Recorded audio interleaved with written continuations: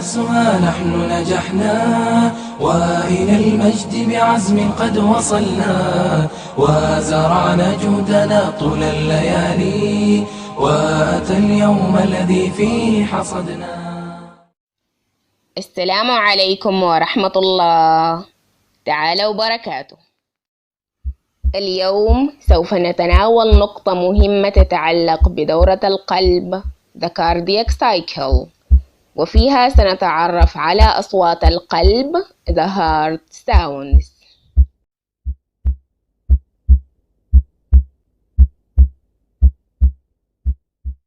في الحلقات السابقة تعرفنا على توالي الكونتراكشن والريلاكسيشن على عضلة القلب، الانقباض والانبساط في عضلة القلب، ولكن في هذه الحلقة يجب أن نعرف أن الكونتراكشن of the cardiac muscle هو نفسه السيستول of the cardiac muscle، والريلاكسيشن of the cardiac muscle هو نفسه الدياستول of the cardiac muscle، أي أن الكونتراكشن يمثل السيستول والريلاكسيشن يمثل الدياستول.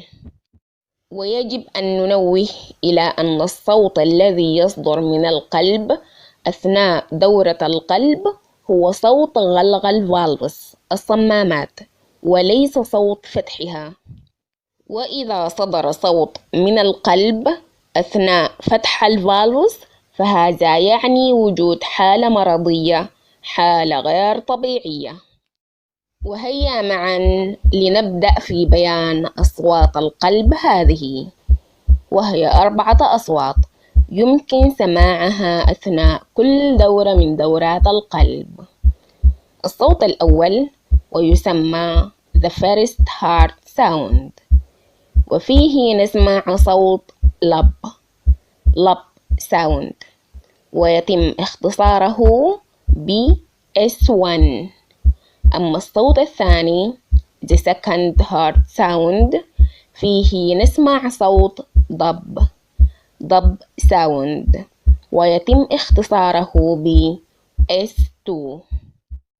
أما الصوت الثالث The Third Heart Sound ويتم اختصاره ب S3، وهو يسمع بعد الصوت الثاني مباشرة. وأخيرا الصوت الرابع The Fourth Heart Sound ويختصر ب S4. يصدر الصوت الأول أثناء الventricular contraction، كذلك تسمى ب الventricular systole انقباض الفنتريكل، ليضخ البلد الذي فيه إلى داخل الأورطة، أي أن الأورتيك فالف يفتح ليتم ضخ البلد الذي فيه إلى داخل الأورطة، بينما يغلق الميترال فالف حتى لا يعود البلد إلى داخل الأتريوم مرة أخرى. وبغلق هذه الميترال فالف وكذلك غلق الترايكاسبيد فالف، لأن ما يحدث في الجزء الأيسر من القلب يحدث كذلك في الجزء الأيمن من القلب، يصدر صوت نتيجة لغلق هذه الميترال والترايكاسبيد فالفز، وهذا الصوت يسمى بالفيرست هارت ساوند S1. أما الصوت الثاني The Second Heart Sound يصدر أثناء الفنتريكولار دياستول، وكذلك تسمى بالفنتريكولار ريلاكسيشن ارتخاء الفنتريكل. ركز معي جيدا لنتعرف على كيفية حدوثه. كما تعرفنا سابقا أنه ليتم ضخ البلد من الفنتريكل إلى داخل الأورطة لابد أن تفتح الأورتيك فالف، ولكن بانتهاء ضخ البلد داخل الأورطة يصبح الضغط في الأورطة أكبر من الضغط داخل الفنتريكل، لذلك يحاول البلد أن يرجع إلى الفنتريكل مرة أخرى، ولكن سرعان ما تغلق الأورتيك فالف.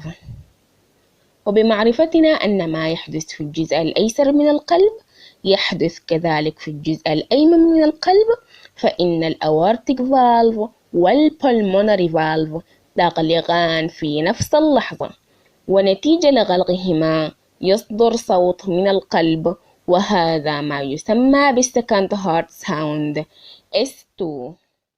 وبانتقالنا إلى الثيرد هارت ساوند S3 نجد أنه يحدث في هذه المرحلة من مراحل دورة القلب The Rapid Passive Ventricular Filling Phase، حيث أن تدفق البلد من الاتريوم إلى الفنتريكل passively بسرعة يؤدي إلى إصدار صوت، وهذا الصوت يسمى بالثيرد هارت ساوند S3. ويصدر هذا الصوت أثناء أداء تمارين رياضية، وأيضا عند الأطفال نتيجة لصغر حجم الفنتريكل لديهم، ولكن لا وجود لهذا الصوت أثناء الراحة والاسترخاء، وكذلك عند البالغين. وبهذا نعرف أن الثيرد هارت ساوند S3 يمكن أن يكون طبيعي، وذلك أثناء القيام بتمارين رياضية وعند الأطفال صغار السن، ويمكن أن يكون غير طبيعي، وذلك أثناء الراحة والاسترخاء وعند البالغين وكبار السن.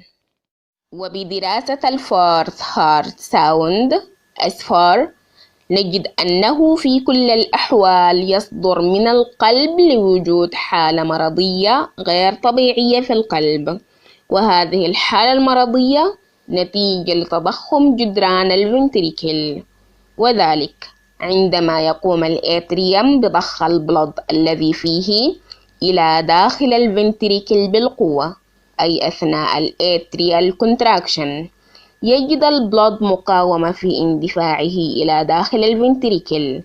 تلك المقاومة التي تنتج نتيجة لتضخم جدران الفنتريكل، وهذه المقاومة تؤدي إلى توليد صوت، والذي يسمى بالفورث هارت ساوند S4.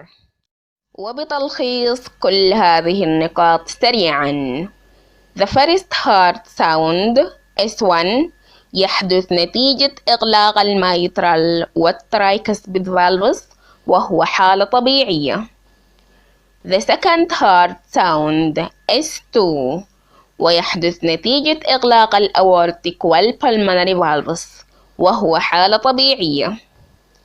The third heart sound S3 يحدث أثناء أداء تمارين رياضية وعند الأطفال صغار السن، يعتبر حالة طبيعية، ولكن أثناء الراحة والاسترخاء وعند البالغين وكبار السن يعتبر حالة غير طبيعية.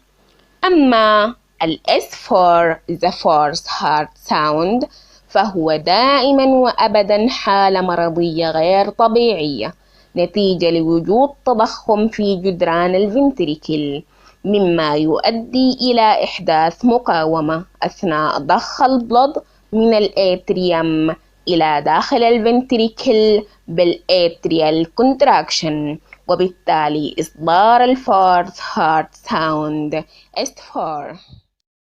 إذا أعجبك الفيديو لا تنسى أن تكافئ جهودنا من أجلك بالاشتراك في القناة وتفعيل الجرس لنستمر في دعمك بكل ما هو مفيد لك إن شاء الله.